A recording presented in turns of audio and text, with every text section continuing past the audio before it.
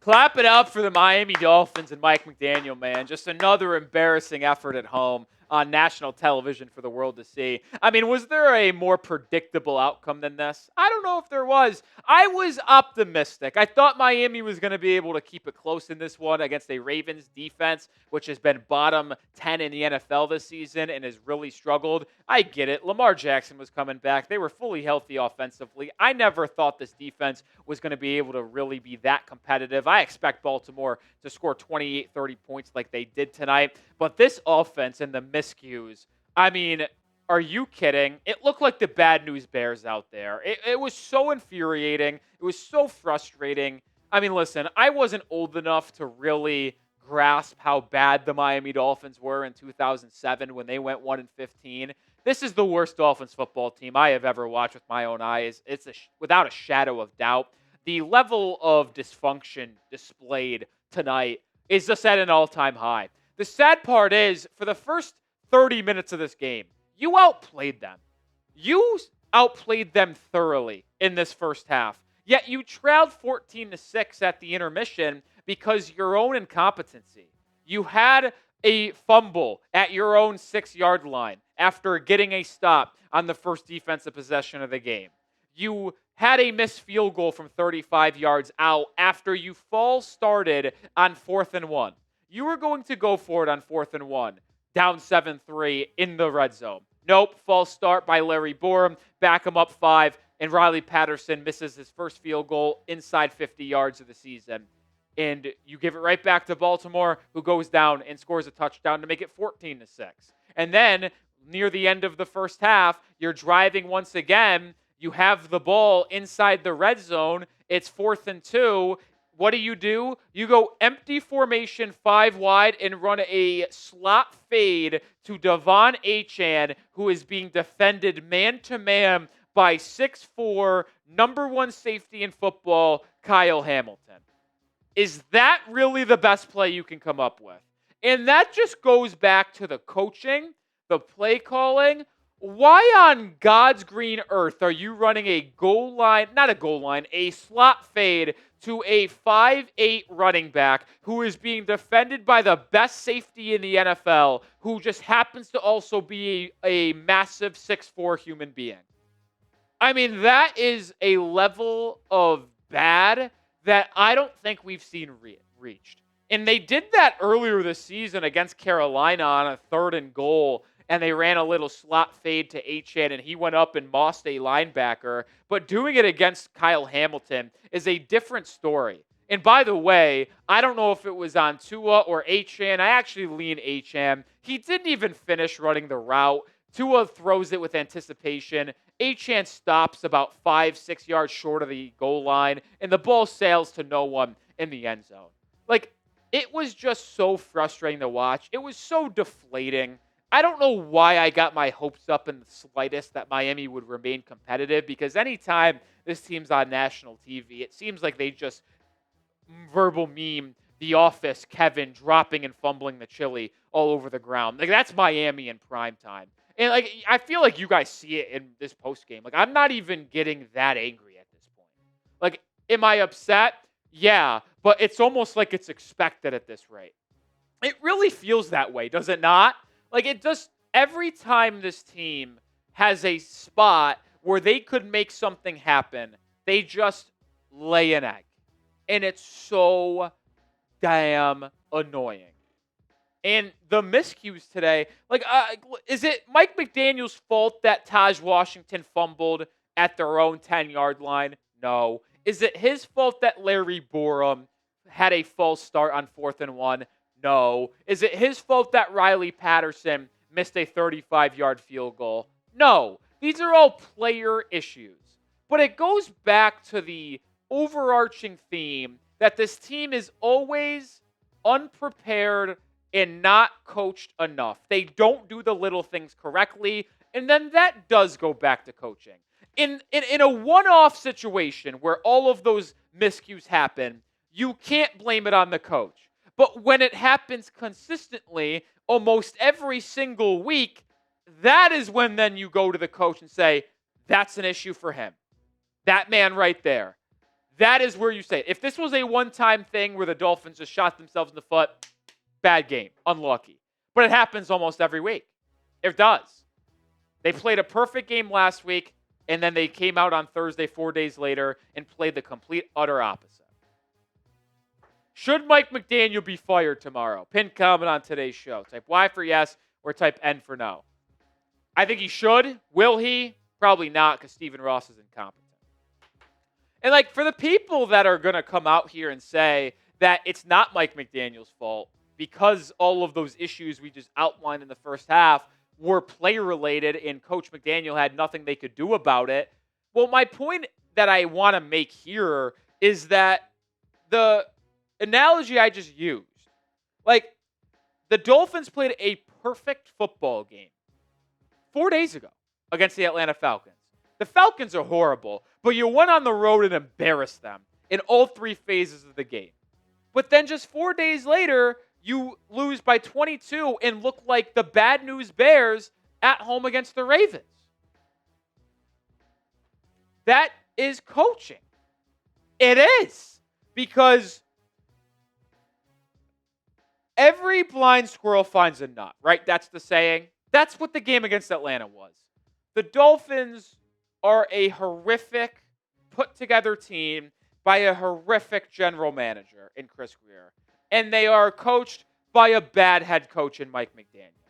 And when the stars align, there are times where Miami can look like a good football team.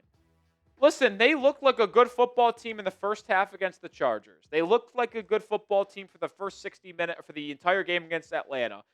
They looked like a good football team in the first 30 minutes against Carolina.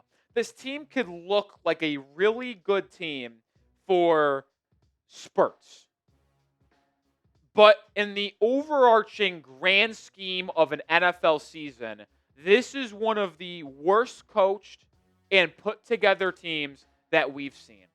And Miami now sitting at 2-7, you can kiss the season goodbye. There was a 1% hope that if they were able to get a win today, you rattle off a couple more wins against a down Bills team, a down Commanders team heading into the bye, and then you come out of the bye with the Jets and Saints. Now 2-7, good night.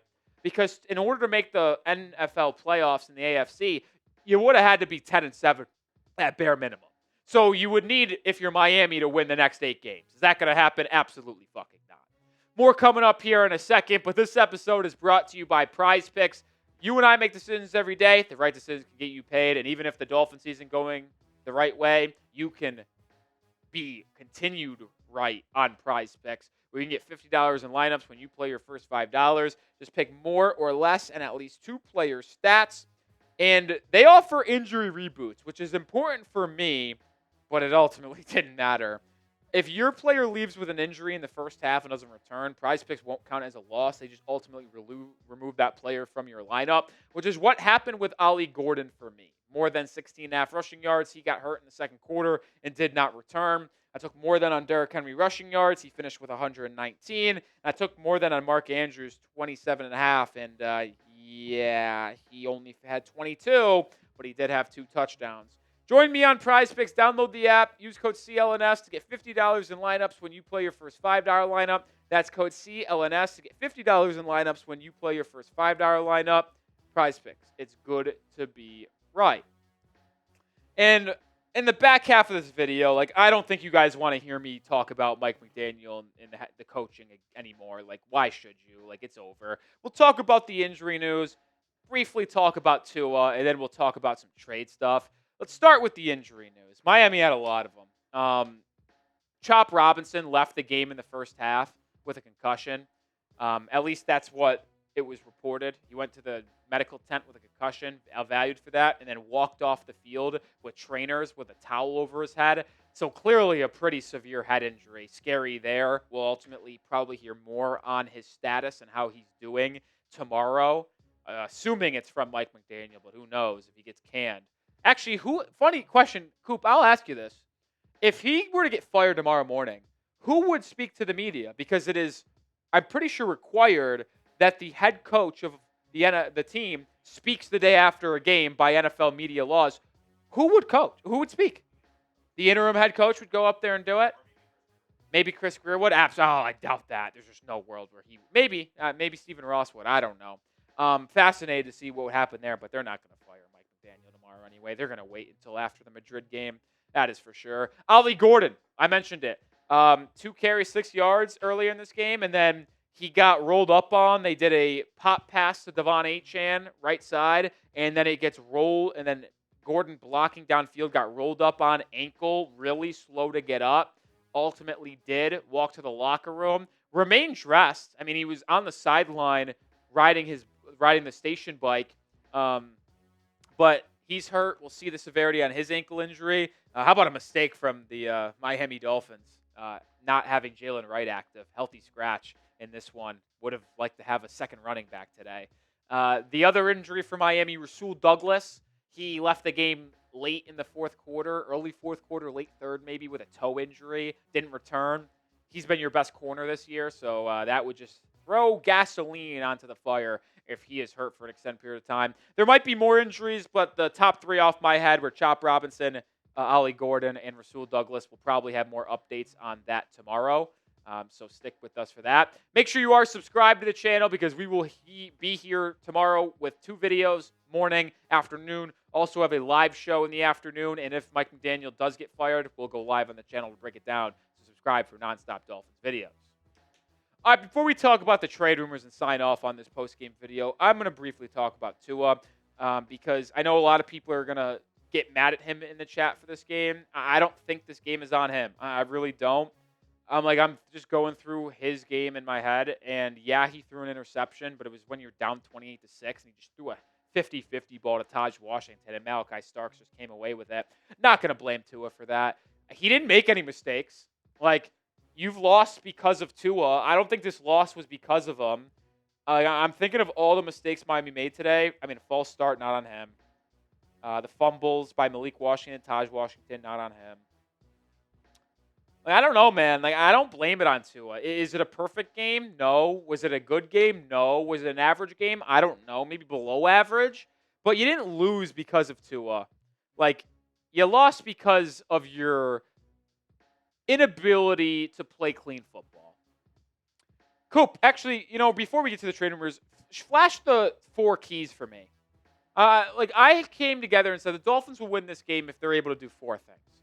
Number 1, you established the run early. You fell behind and you were down 14-6. Didn't establish the run early. Limit the big plays. Didn't happen. You allowed a 39-yard completion to Zay Flowers, a 35-yard completion to Isaiah Likely, a 20-yard completion to Charlie Kohler, a 20-yard completion to Mark Andrews, and a 35-yard run by Derrick Henry, alongside multiple 15-yard runs by Derrick Henry. Didn't limit the big plays. Got to generate pressure with 4. Lamar Jackson got sacked twice. One of them was trivial late. Didn't matter. Coop, if you're mic'd up, I'll ask you this. Do you think the Dolphins generated a lot of pressure today? No. I would agree. And then what was the last one? Do not turn the ball over. You lost the turnover battle. 3-0. And basically 4 with a turnover on downs in the opposing team's red zone. I mean, the 4 things that I said you got to do to win, 0-4-4. How ridiculous is that? And this was the final game before the November 4th NFL trade deadline. So we'll wrap up the video here. The Dolphins are sellers. And let me read this bookmark tweet. I'm going to do a whole video about this tomorrow, by the way, so make sure you are subscribed. Adam Schefter said earlier today, this could be the last game with the Dolphins for either starting edge rusher in Bradley Chubb or Jalen Phillips, with the NFL trade deadline looming Tuesday. We also saw Jeremy Fowler tweet out 14 hours ago of filming this. So what would that be? About 8 a.m. On Thursday. Miami is not punting on 2025 as it relates to the trade deadline. Could do a deal that makes sense, but will be more reactive than proactive. Not considered heavily sellers at the moment. That better fucking change. Not punting on the 2025 season. You're 2-7. The season's over. No, do not show that photo. No, hold on. Now, actually, I want to show the people what photo it was going to be. Coop was going to put up this photo. No, flash it. I want it across. This loser. I want him gone more than anything. I'll bring McDaniel back for another year if it means him to be gone. He's the real issue here. But that mother effer, if he's still working here, better goddamn be on the phones. Jalen Phillips or Bradley Chubb got to be traded. And it's not an indictment on them because I actually think Bradley Chubb played a solid game today. He had a couple pressures. He made a couple plays in the run game. And so did Jalen Phillips. Phillips had a sack late. Could have had another one, but of course couldn't bring down Lamar Jackson. Like, I thought your two veteran edges were solid today. And I've said it time over time. I think Jalen Phillips is more likely to be traded than Bradley Chubb due to contract, and he's a higher valued asset around the league. But you should trade one of them. I mean, you can't go the rest of the year employing these two because both of them aren't going to be on the roster next year. They aren't. So why would you continue to hold on to them? It would just be front office malpractice, but, it is Chris Greer and the Miami Dolphins, so what can you expect? Listen, we'll be live tomorrow. We'll be live on Tuesday as well for the NFL trade deadline. And if the Dolphins make a trade, which they probably won't make a trade until at least Monday. I mean, no team in the NFL is going to make a deal on Saturday or Sunday in all likelihood. Who knows, though? Maybe they would. I would hate that. Girlfriend's in town. Wouldn't want to come into work, but would have to. Subscribe and join the channel as we have you covered with everything Miami Dolphins.